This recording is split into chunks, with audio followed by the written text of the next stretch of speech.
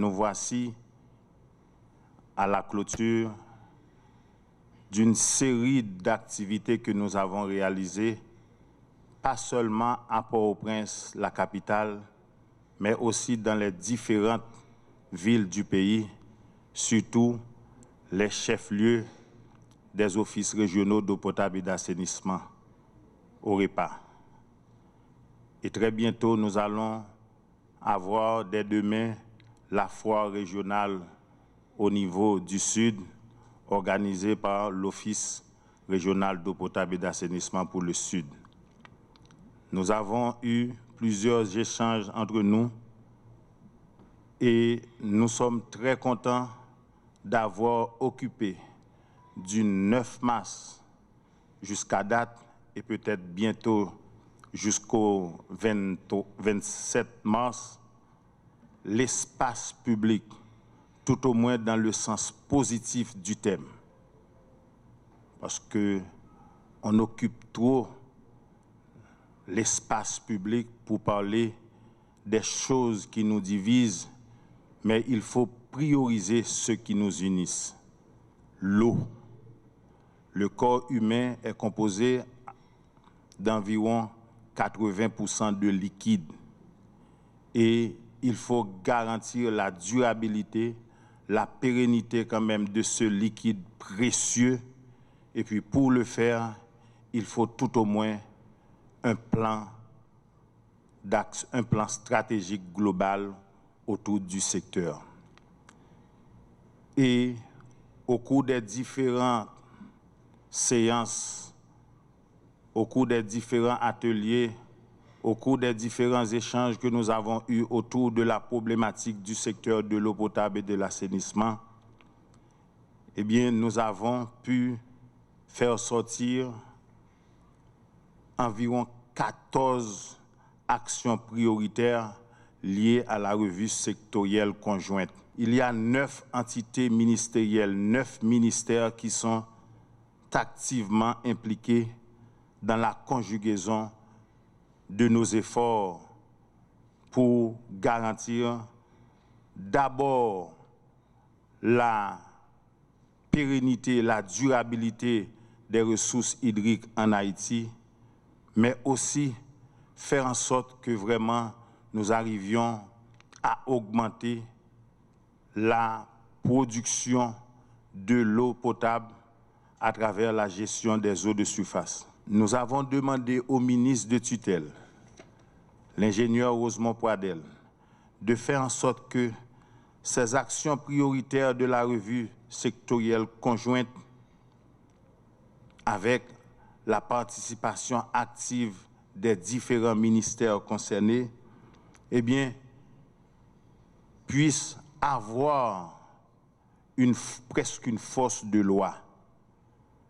Parce que, à l'intérieur même du conseil d'administration, si le conseil se réunit en extraordinaire et donne mandat au directeur général de la DINEPA, qui joue à l'intérieur de ce conseil le rôle de secrétaire exécutif, eh bien, ça nous facilitera la tâche, Monsieur le ministre, pour pouvoir continuer à faire ce plaidoyer auprès des instances concernées pour que vraiment donc, nous arrivions à garantir la pérennité de nos infrastructures, à augmenter la production d'eau et ceci exigera bien sûr un appui soutenu, je le redis, un appui soutenu à l'environnement et aux collectivités territoriales. J'ai entendu alors l'appel du directeur général.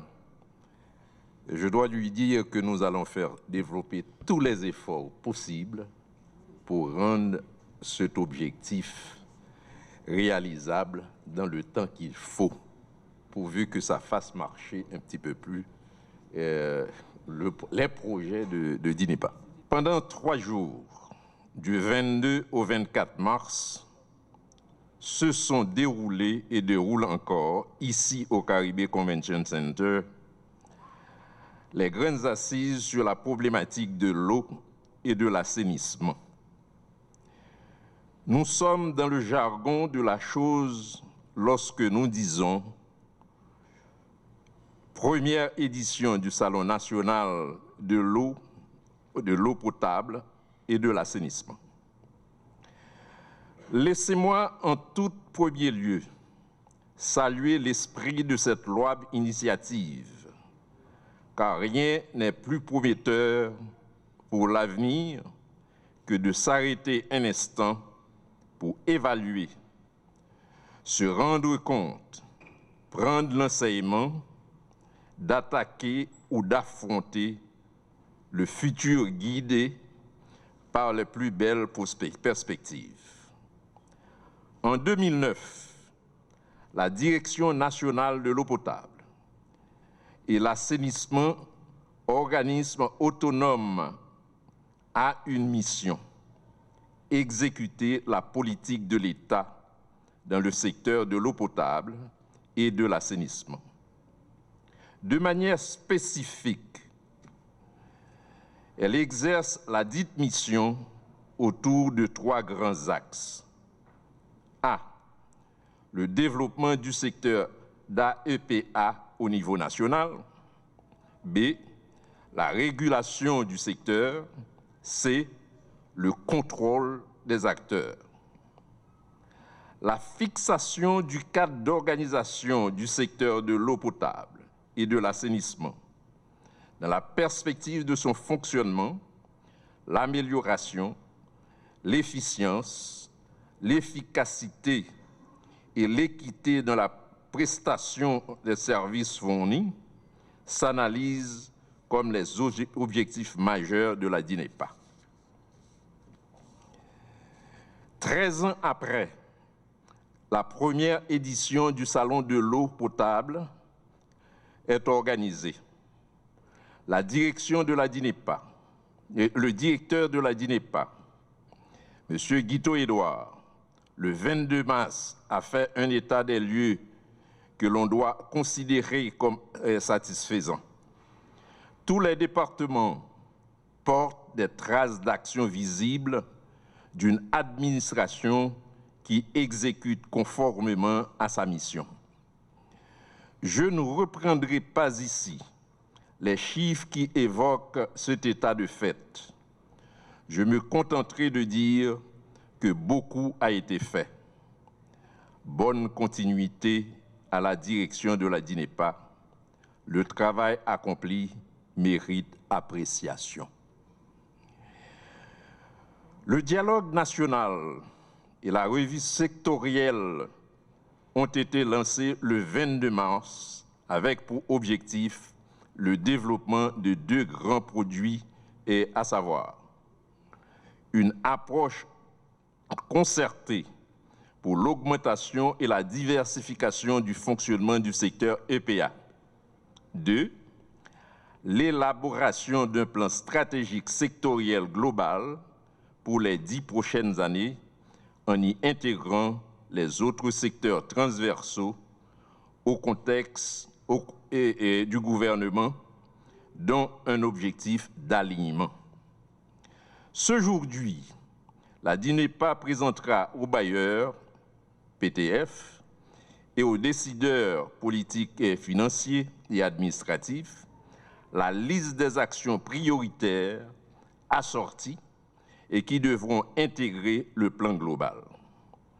Elle présentera aussi, de manière succincte, l'ébauche d'approches de gouvernance financière proposées par le plan hydrique et d'assainissement national, PHAN, ce qui devra susciter les débats entre les décideurs et la définition d'un cadre décisionnel et d'engagement commun. Ces assises auront été utiles lorsqu'elle permettra de dégager cette synergie nécessaire entre tous les partenaires du secteur à l'effet d'aborder le futur avec la certitude d'une amélioration dans la distribution de l'eau sur le territoire national.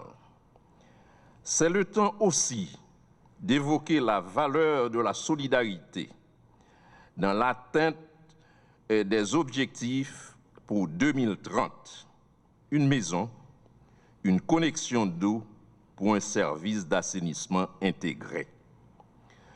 Le gouvernement auquel j'appartiens est bien conscient de l'énormité du travail à accomplir dans le temps de demain. J'utilise cette tribune pour assurer à toute la population des actions plus concrètes encore dans le domaine, à commencer par une augmentation substantielle de la présence de l'État dans les investissements publics. À tous et à chacun, je dis un grand merci pour le travail accompli, pour les réflexions et pour la restitution. L'État prend le ferme engagement d'en tenir compte.